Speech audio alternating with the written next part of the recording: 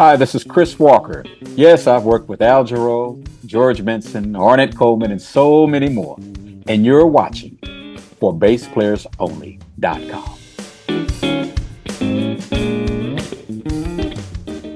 Hi, and welcome to ForBassPlayersOnly.com. I'm John Liebman, founder and first baseman. You know, a lot of people think they're too old or it's too late for them to learn how to play an instrument. So I created ForBassPlayersOnly.com for adults who want to learn to play bass because I believe you're never too old and it's never too late to experience the joy and the pleasure of making music. ForBassPlayersOnly.com. Let's play bass. My guest this week, I've been looking forward to talking to Chris. Chris Walker is a bassist, of course. He's also a vocalist, a composer, and a producer, perhaps best known as Al Jarreau's music director and co-vocalist and bassist for more than 20 years. Born and raised in Houston, Texas, Chris grew up in a musical family, starting his career in the church as a member of his family gospel group, the Walker Brothers.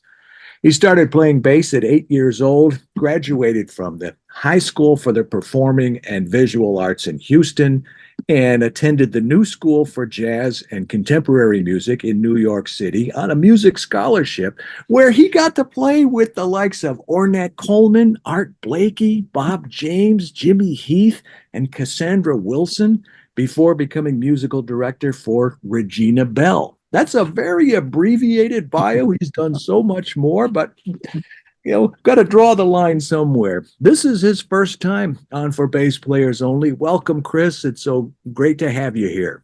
Thank you. A pleasure to be here. Let's start with the early days. I mentioned a couple of things, the Walker brothers and your family and the church and a couple other things, but I'm sure my audience would be interested in hearing your story about putting it into your words, describing your musical upbringing and how you were first exposed to music, and importantly for this audience, how you became a bass player. So could you fill in some of the gaps for me? Absolutely. Well, it all started. My father had a love for music, and he played guitar just as a hobby. And he wanted a gospel group, and a quartet gospel group, that is. So he had three boys, and he assigned, I started off on the drums first. And then the bass player that he had stopped showing up. So he put the bass in my hand, and I play left-handed upside down. Right. And he put his finger on a note, and he said, "Now watch me." And that's how I started playing the bass guitar. And from there, I was drawn to it immediately. So I used to fall asleep at night with the bass on my chest from practicing all day long, because I knew one day I wanted to pursue a career in music. So fast forward, we had the gospel group. I graduated from the High School for the Performing and Visual Arts, and I filled out an application to attend the New School for Jazz and Contemporary Music. Of course, they told me not to come, unfortunately, because I couldn't afford the tuition. Well, I'm a spiritual individual, and the Holy Spirit told me to go anyway. So I walked into my parents' kitchen with my bags packed and said, "I'm moving to New York City." You were what, like 18 or something like that? Yes, I was 18. Okay. And I had a bass amp. I sold the bass amp for $240, bought a one-way ticket, 200, and landed in New York with $40 and a dream. Wow. So school was already a month in progress. I go down to the school the very next day. And as soon as I walked in, I heard music coming out of the auditorium. So I poked my head in, and just so happened there were some guys on stage playing, and they didn't have a bass player. So they motioned for me to join them. And, I said, I would love to. And shortly afterwards, the dean of the school walked in, and the instructor over the program, and gave me a full scholarship to go to school. So, I read that in your bio info, but it's so great to hear you tell that story. Where did you plug the bass in if you didn't have an amp? Was there one already up on the stage? Yeah, there was one already on the stage. Okay. I mean, they were there playing and without a bass player. Imagine that. I just happened to walk in at the right time. Yeah, that's great. I love it. Well, who were your influences once you discovered the bass. And I think it's really cool, by the way, that you didn't become a bass player because, like so many other bass players, nobody wanted to play that instrument. So I say, hey, we got plenty of guitar players. We need a bass player. So Right. did you start listening to bass differently once you became I can't say became a bass player. I have to say became a bass player for you. Right. Right. Well, Definitely talk about that. well, But who were your bass influences? well, believe it or not, growing up, because we were surrounded by quartet gospel groups, as a kid, I would just watch all the bass players in the quartet gospel groups, and I learned a lot of discipline from playing quartet music because you can't do anything fancy. You basically have to mark the foundation and hold the foundation pretty much. But as I started progressing as a player, and once I started attending the high school for the performing and visual arts, my teacher exposed me to a number of different genres. I mean, especially jazz, and that's where the Jaco Pastorius came in, Alfonso Johnson, Rufus Reed, Ron Carter, bassist players like that, and of course Marcus Miller and those guys as well.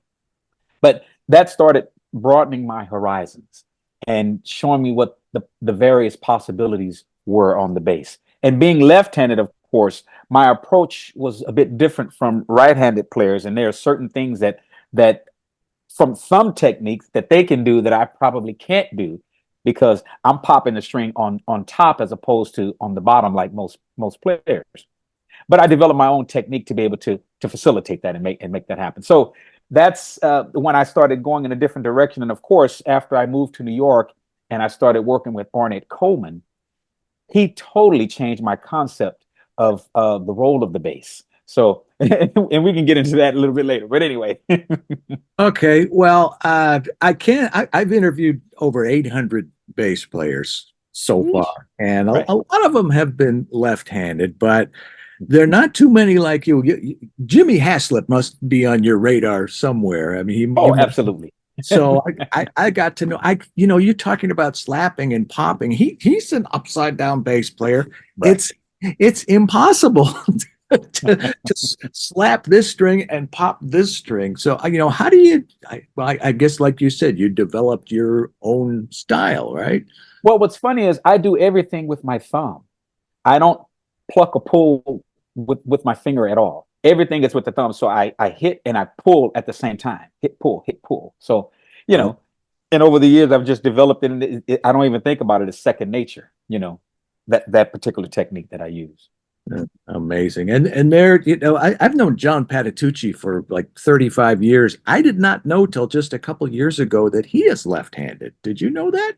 Oh, yes. Oh, Oh, yes. okay. I don't know. I just I was very surprised when I found out. So I guess in some ways that's harder because you're going against what your body wants you to do, and maybe in another sense it's easier because I think the world is more catered to right-handed people than left-handed people. My dad was left-handed. One of my sons is left-handed. So Mhm. so I always when we get together for dinner with the family, I want to be Mhm. careful if I sit next to him, which side I'm going to sit. Right. So, I still go through that today. I want to talk about Al Jarreau because you were with him for over 20 years. Yeah. So we've heard his music, we know who he is, but what was he like to work with? And you must have been awfully young when you got that gig. Yes, as a matter of fact, when I got Al's gig, it was in 1996, and I had records out as a vocalist, and they were doing extremely well at radio on the R&B in the R&B market. But one of my high school college professors by the name of Gil Goldstein, who of course is an accomplished pianist and Yes. arranger, you name it, he called me up one day and he said, I received a call to do some orchestral arrangements for this singer by the name of Al Jarreau. And we need a bass player. Would you be interested? And I was like, wait a minute. Are you talking about the Al Jarreau? Yeah. And you see, you have to understand, I became an Al Jarreau fan in the 11th grade in high school. So it was a dream of mine to work with him. I mean, I learned all of his songs on the bass by ear, all of his vocal parts. I mean, everything. So when he called me and asked me if I would be willing to work with Al Jarreau, of course, I leaped at the opportunity. So They fly me out to California. I'm in this rehearsal. In walks Al Jarreau, and and of course I'm just like in awe, you know. And so we go through the rehearsal, and we end up doing the orchestral tour. Everything went great. We were in Montreal. I'll never forget it. My teacher called me up and said, I need to talk to you. And he said, well, I better come to your room. So I'm thinking in my mind, obviously, well, I'm fired at this point. So he walks in. The first thing out of my mouth was, please tell Mr. Jarreau, thank you for the opportunity. And he said, well, actually, I'm here. Al wanted me to ask you if you would be willing to join his regular touring band. And of course, my initial response was, well, are you doing it? Because he brought me in and I didn't feel comfortable doing it unless he was agreed to it. And he said, well, no, he didn't ask me. He just asked for you. And I said, well, I can't do it if you're not doing it. He said, no, if you want to do it, I think you should do it. So he encouraged me to do it. And of course I said, okay. So I started working with Al in his regular touring band. And shortly afterwards, I became his musical director. Now, let me tell you, working with Al Jarreau, he's a walking encyclopedia on so many different levels. Every jazz standard in the book he knows, the lyric and the melody. So working with Al in that capacity challenged me in so many different ways, being his musical director, because not only did I developed a relationship with him, but he trusted me in terms of suggesting what I think he should do live, you know, and I would put arrangements together, and it was just a labor of love, man. And I tell you, he took me under his wing, not only as a bass player, but as a vocalist, and showed me some of his breathing techniques and all of his warm-ups and all of the things that he does to prepare for a show. And I tell you, it's like whenever I perform his music, I can feel his spirit with me. That was So a very gentlemanly thing you did. You were telling me about. You said you didn't. You were a little reticent to take the gig because you seem to be of the school of you dance with the one who brung you. exactly, exactly. So that's very this shows a lot of respect and gentlemanliness, if that's a word. Uh, I remember getting a CD of his because there was a bass line I wanted to learn, and it was like the only song on the album that I thought was going to be Abe Laboriel, I think, or whoever it would have been at the time. A song called Boogie Down, Oh and yeah, it's not a real bass; it's a keyboard bass. But right, I learned it on the bass anyway. And right, right, right, right. yeah. Yes, indeed. So what about when you did that? You must have done that live. Did you play bass or did you play keyboard bass or did you sit out or did you sing or what happened when that song came up? Oh no, no, I played bass. I put an octave pedal on it, and of course sang background on the song while I was playing it as well. But no, we did it live, and it was one of Al's favorites. So we did it all every night almost. It's a great song for a bass player. Yes, indeed. All right, let's talk about Ornette. I did Mm, interview Jamaluddin Dakuma once or twice, and he was with Ornette, I remember, for a while. But yeah, for a long time. Mm, what was he like as a leader? And you already touched on it a little bit about his approach to the bass, but I'm curious on your take about what he, how he confronted things like the musicality, the harmony, the overall musicianship, because he's that Charlie Hayden school and the Don yes. Cherry. It's not all toe tapping, finger snapping music. So Right. so can you jump in anywhere? I'm interested in how he presented what he wanted musically and harmonically from you and the band, from the bass in particular. Well, what he would do, he would present us with a piece of music. And the way he wrote the charts, when I first joined the band, he would write the note and then the incidental after the note because he believed that the sound of the note came first and then we altered it.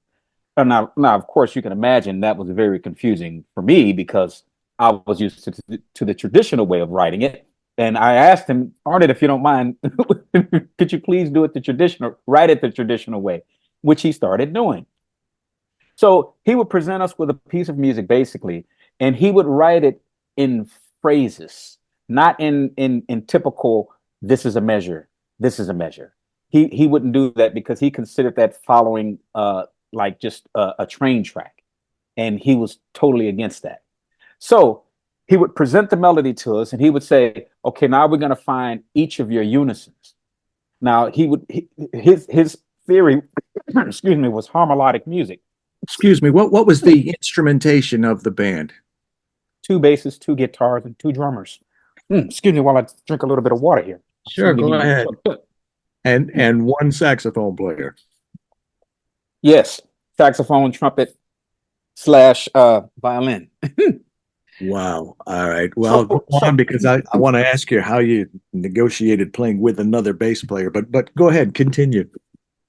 Well, so what he would do, he would go from each person and say, okay, we're going to find your unison. So he wrote a lot of times in four different clefs at one time. So what he would say is, okay, let's play the melody. Now try playing it in the treble clef or the viola clef or the bass clef or the alto clef, whatever the case may be. So we would try that. Now, of course, he could do it fluently. Now, when I first joined the band, I was struggling because I'm the new guy and I'm trying to figure it all out. So Excuse me, I'm sorry to keep. I'm trying to picture this. Were you playing electric or upright? No, I was playing electric. Okay, and what about actually the player? Also, he was playing electric also. Who was that, by the way? Al McDowell. Okay, incredible bassist. Now I took Jamaluddin Takuma's place when I joined Primetime. So and Al McDowell is such an incredible bass player. Of course, I would be sitting there struggling. He would be sitting there with his bass on his lap, calling out notes. but he wouldn't help me in the beginning because I guess he wanted to see if I was going to do the homework. But of course, I took it very seriously, and I would go home and practice for hours to be able to come back the next day to be able to play what Ornette had assigned me. You see, because I knew that he was counting on me to be able to come back and be ready the next day. So this is basically what he would do. And he would go from each person and say, okay, let's find your unison. And a lot of times he would work with us individually, one-on-one, until we found our unison. Now, no two people ever played the same thing, which was mind-boggling to me, unless it was the melody that he assigned in the very beginning of the song in one phrase. Like take the song Song X, for example. Which is just one whole phrase. And in the beginning, we all play the melody together. And then after that, we all found our own unison. And then, of course, then there's improvising that comes into play. But he always encouraged us to try to play in a way that helps the other person reach the goal where they're trying to go. And there was no such thing as a wrong note with Ornette. Which was a beautiful experience, but at the same time, it always kept you on your toes, because like one time we were getting ready to go out and do a show, and right before we go on stage, he comes up to me and he says, "I want you to play a 16th note solo all night." I'm like, "What? a what?" You know? And I thought he was kidding, but he was actually serious. Now, of course, I did that to the best of my ability, applying the theory that harmonics to it, but it was very, very challenging to do so. And Ornette didn't like what do you call it, cliche type music. Like one time, I'll never forget it. We were somewhere in Germany, I think, and I was new in the band, and he gave us each a solo where everybody would leave the stage. So I'm on the stage by myself. And I'm playing, I'm doing something, and I get into this funk groove, and I get the audience participation, and they're clapping and everybody's into it. And so I'm thinking, I did a great job. I came off stage. Ornette said, I wish you could move them just with your notes. In other words, the theatrics of getting people hand clapping and no. He didn't like that type of audience participation. It was strictly about the music and not the theatrics of it. Okay. I'm thinking here, coming up with a lot of questions. Okay. Well, first of all, okay, you said the melody, the unison, and matching it up, and then improvising. Was there a form? Was there a chord progression? Or here's the melody and every man for himself? The chord progression would be within the melody. And the only form and the way that we knew he was coming out of the melody or we're getting ready to end the song is he would start playing the melody. So you can imagine all these sounds coming, right? We're all, playing different. And then all of a sudden, you have to listen because if you don't, you'll miss it. He starts stating the melody. Instantly, we all fall into place with him. And So that's played also the melody, or played what you were playing? What were you playing when the melody came in? Whatever the was unison that we found, the the unison. unison that we rehearsed and discovered. When you Each say per- that unison, does that mean everybody was playing one note together, or everybody was playing the melody in unison? no, no, no, no, not unison in the sense of everybody's playing the same thing. The unison that lines up with the melody that Ornette was playing. Your Okay. own unison for you. So unless it was a sign that we all played the melody at the same time. Of course, he didn't call that the unison, but our unison was whatever you worked out one on one with Ornette to play during that song. Now, for example, if Al, he may have said, "Okay, Al, I want you to find," and Ornette would go through this with him. He would play chords on the bass, possibly, or the guitar player. He would reverse the role of what the guitar and the bass player did. So it's whatever your unison was, and we would all just fall in line with his melody.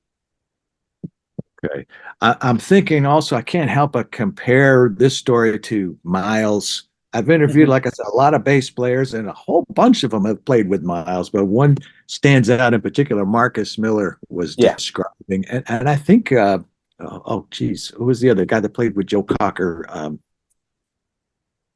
T T. It's got his first name is two initials. TM. No, geez. No, no, I can't think of it either. I know what you're talking about, though. I know what you're talking about.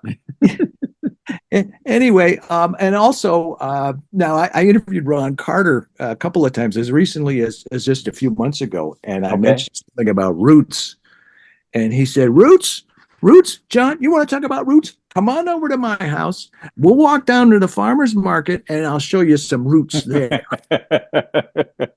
Right. Because I was asking him, now as bass players, we need to play the root on the downbeat, and how do you do what you do without getting into trouble? And he's just my whole premise was not acceptable to him. If I'm Uh, playing an F chord, why do I have to play an F? Why can't I play like an A and then a B and then mhm. a C? I said, "Oh, a B, that's cool against an F chord." So Right, right, um, right. it's not like bunch of people getting together and just blowing over some blues or rhythm changes. This sounds like you really had to focus and really had to think about what you're doing. I mean, not that you Absolutely. wouldn't otherwise, but it's just a lot more mental calories. I think you probably had to burn. Absolutely. Absolutely. And Arnett told me, he said, you have to be careful when you apply harmonics because everybody's not going to get it or accept it. And at the time, I was the house bass player down at the Village Gate in New York City. And I decided, one Sunday I was going to apply some harmonics to some of the standards that we were playing. Now, of course, I didn't tell any of the musicians that that's what I was doing. But when I did, they all stopped playing and turned around and just looked at Yeah, me as if to say, "What in the world are you doing?" So of course I learned a very valuable lesson. I can't do that in all situations, you know, right. especially just playing standards unless I take a solo. You see, but working with Arnett and what many people probably don't know about him was he had an amazing sense of humor that was just he never displayed it on stage ever, but in rehearsals or when we were one on one, because I actually lived with Ornette for probably a year, um, and I woke up every day to the sound of his saxophone. And when he heard that I was awake, it was bass and sax every single day, one on one.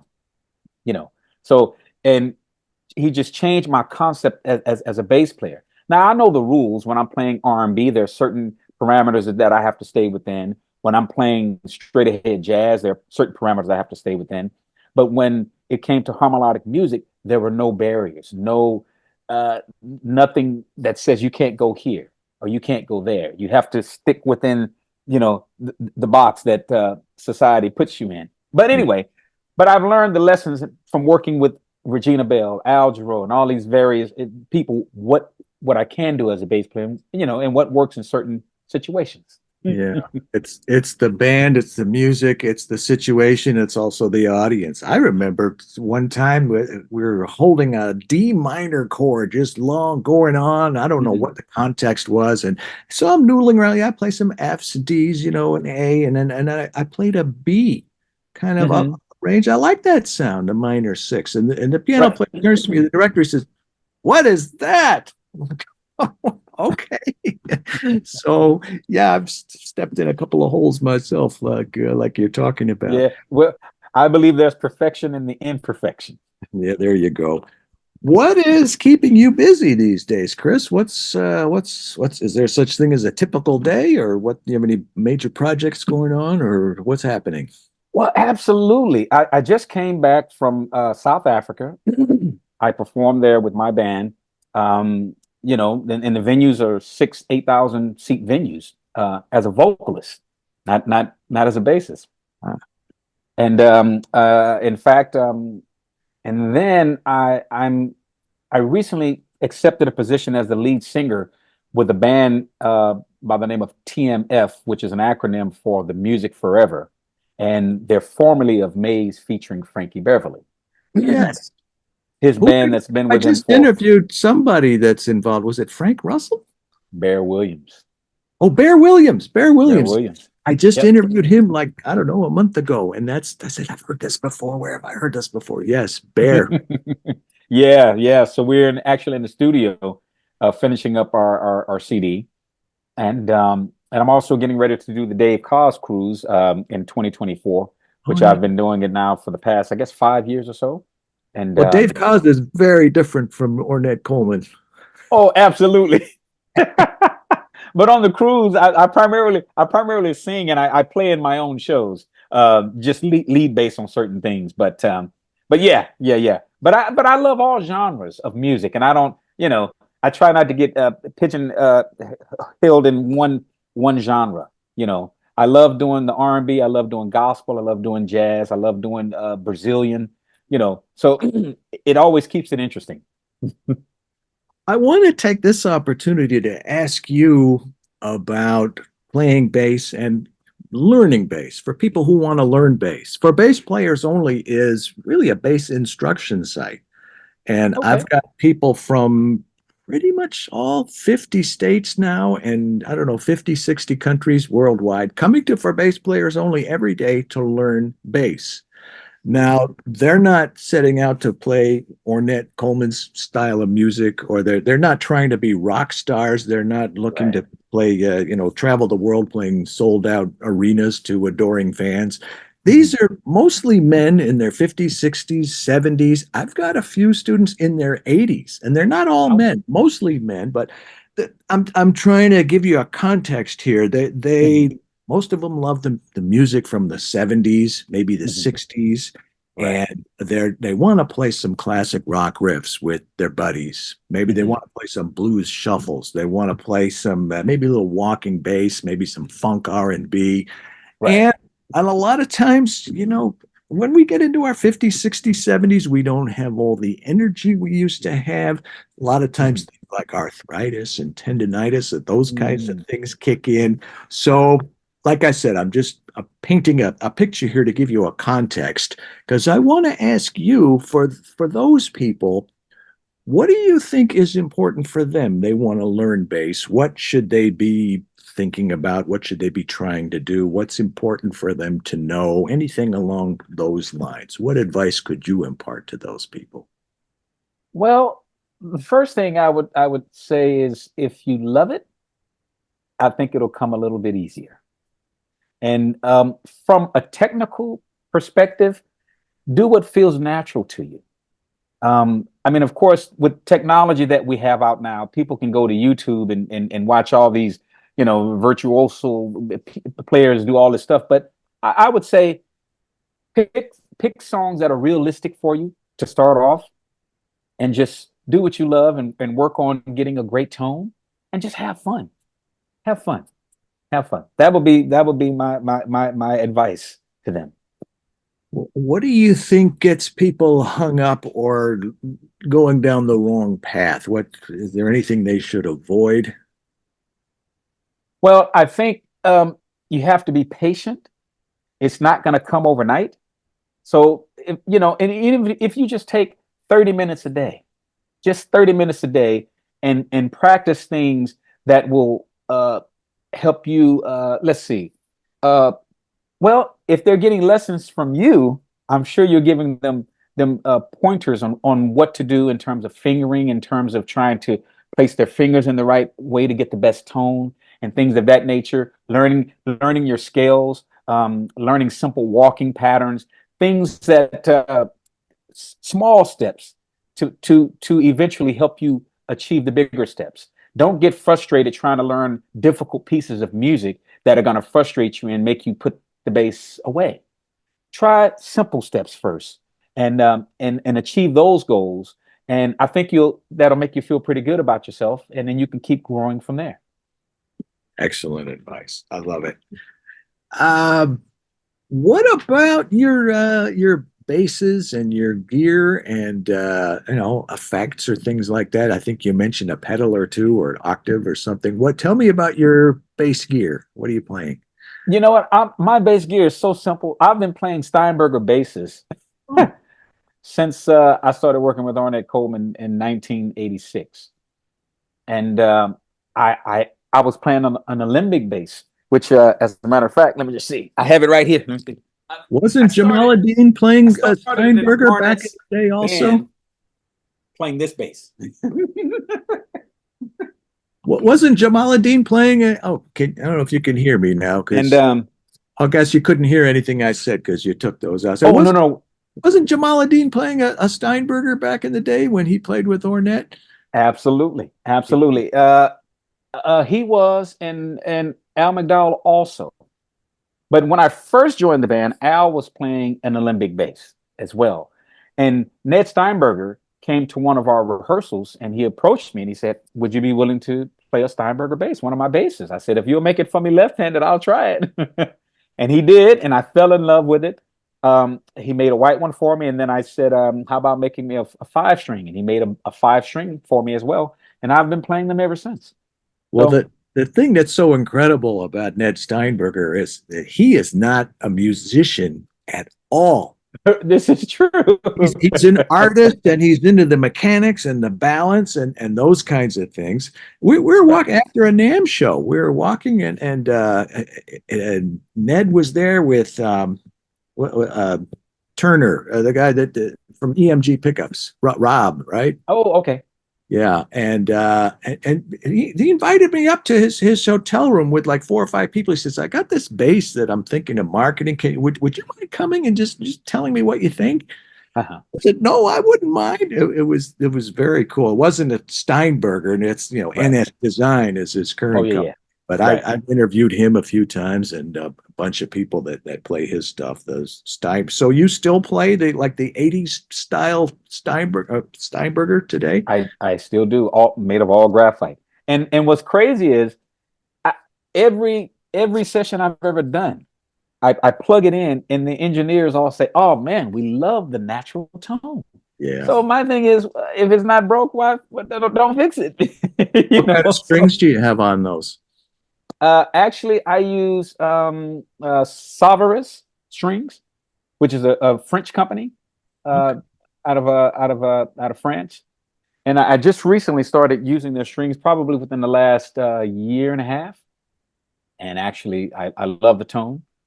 I And don't think I'm familiar with that company. oh, okay. Well, I'll email you their address, their site.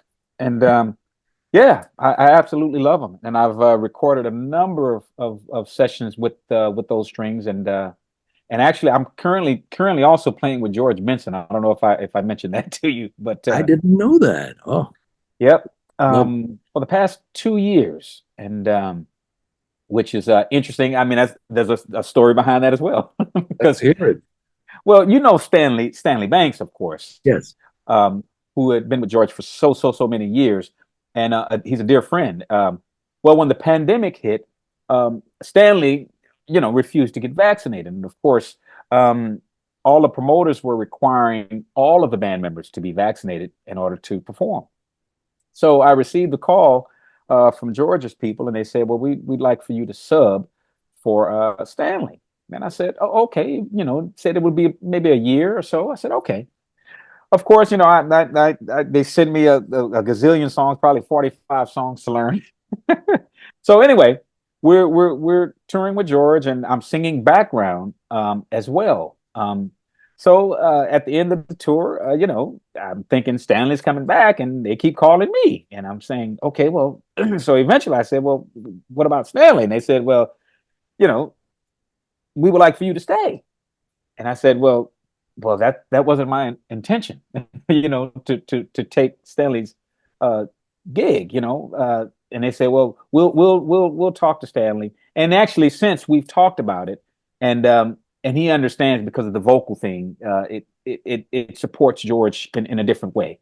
And so I'm still working with George. I'm gonna do we're doing a run in the UK in the summer, so I'm gonna do that as well. So I'm juggling Chris Walker shows, TMF shows, George Benson shows, my tribute to Al Jarreau show. So I'm not complaining though. Oh, that's great. You reminded me. I did a lot of oldies shows back in the days. The Drifters, the Platters, the Chiffons, the Coasters. Mhm. Playing with the Drifters when we played on Broadway, I had to Oh. really discipline myself. Do not start going boo-doo, boo, boo-doo. Right. Right. And I think Exactly. somebody started doing it. I said, no, no, no, don't do that. This is the Drifters. Man, it's crazy because the same feeling I had with Al Jarreau on stage, same feeling with Ornette Coleman. It's the same feeling with George Benson. Sometimes I have to pinch myself and say, is this really real? Working with these giants, it's so humbling, and I'm so grateful, for these opportunities. Do you play the Steinbergers with George, or do you play the Electric? Absolutely. That just sounds weird to me. I mean, if I went to see George Benson and I saw a guy playing a Steinberger, a lefty Steinberger, I don't know. That's probably. I guess it's not weird. It's just not what I would expect. But no, that's totally cool. Well, so far the audiences seem to love it, so I haven't had any complaints. No, I wouldn't complain. What do you play through? What about amplification? My amplification is a simple setup. I use a SWR and Harkey cabinets, Okay. 410s and with a tweeter, and Yeah. it's simple setup. Excellent. And with George, actually, I don't use any pedals other than a tuning pedal. It's something about the natural. I've tried getting into like effects and making the bass sound different but there's something about the natural tone of the bass that I excellent. absolutely love. And so at this point, I don't think I'll change that. Don't change it. What about the future? I mean, you just rattled off what, a half a dozen things you're doing and you're going to be doing. Is there anything that you haven't mentioned, or maybe something that you've always wanted to do but haven't gotten around to yet? Well, one would be probably a solo bass project. I've never done that, and a gospel record Mm, as a vocalist. I've never done that. So those are two things that I'm possibly going to work on in the future, to work towards in the future. And yeah, so yeah, that's what I'd like to do next. when you talk about gospel music and bass, do you know Andrew Goucher? Oh, absolutely. I don't know him personally, but I know of him. I grew up listening to him. When he played with the Winans, of course. I'm a Yeah. huge Winans fan as well. Yeah, I've interviewed him a few times. And isn't Justin Raines a gospel bass player also? I interviewed him, but I don't know. And Fred Hammond, I was trying to get to, and that didn't Oh work. yeah, But yeah, yeah.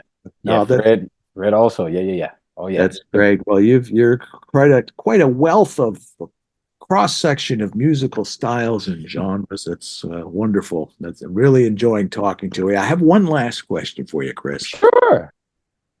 What would you be if you were not a bass player? Something outside of music.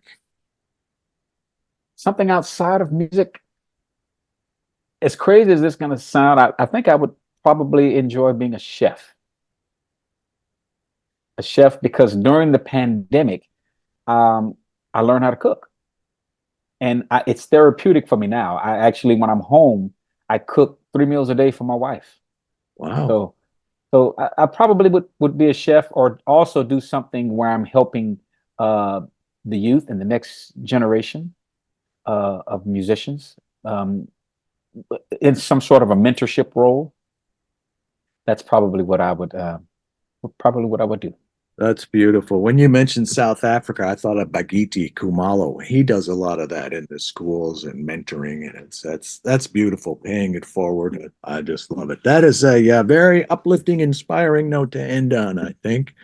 Yes, So, indeed. And I'm actually doing that. I have a nonprofit organization that I co-founded entitled DOCUS, which honors my high school teacher. And we spell that. basically Can- DOCFEST. And the Oh, Doc. address is docfestjazz.org. And basically, we raise scholarship funds for high school for the performing and visual arts students in Houston going to the New School for Jazz Contemporary Music, or Berklee College of Music, Ah, or North Texas State. So anyway, when we first started, the corpus my teacher and his wife established at the New School was maybe $25,000. Now we have that corpus over $200,000. If you oh, see good that. for you. That is beautiful. Yes. And we do just basically doing annual events. And this next year, 2024, will be our 10-year anniversary. So I'm excited about it. That is exciting. Congratulations. And on Thank you. all your success and all the things you do and all the inspiration that you've put forth here. I'm excited about, you're making me think about, I got to check out, I haven't heard some Al Jarreau in a while, and some Ornette Coleman and some other things, and George Benson. Can't go wrong there. Thank And, you so much. and you know what? I'm actually getting ready to do his band from the 80s. We're doing a concert honoring Al April 6th in California. And they reached out to me and asked me if I would be willing to be the lead singer for this concert. So, and the guys from, Patches, Michael Paulo, all of the guys, I'm drawing a blank on his name, keyboard player that was with Al in the 80s. I'm drawing a blank on his name. But anyway, so Yeah. he was his music director. I'm drawing a blank. But anyway, so a lot of the guys that worked with him in the 80s are going to be on that show. And of course I'm familiar with all their names, but I've never met them. So it's going to be a joy for me to go down Like memory lane with those guys. Michael Paulo, I haven't heard that name in a long time. I remember hanging out with him in LA like in 1991 or something like that, way long time. Very nice. Yeah, great player, man. Great kid, great guy too. Yeah. Well, hey, I can go on like this all day with you. Well, you know what? Maybe we'll do a follow-up interview and you can Sounds bring like a plan. date on more great stuff that you're doing. Thank you so much. You're watching for BassPlayersOnly.com. I'm John Liebman, founder and first baseman. A lot of people think they're too old or it's too late for them to learn how to play an instrument. So I created for BassPlayersOnly.com for adults who want to learn bass, because I believe you're never too old and it's never too late to experience the joy and the pleasure of making music. You're never too old to groove. For BassPlayersOnly.com, this is the place to learn bass. Thanks again to my special guest, Chris Walker. I will see you all right here, same time, same place next week. In the meantime, let's play bass.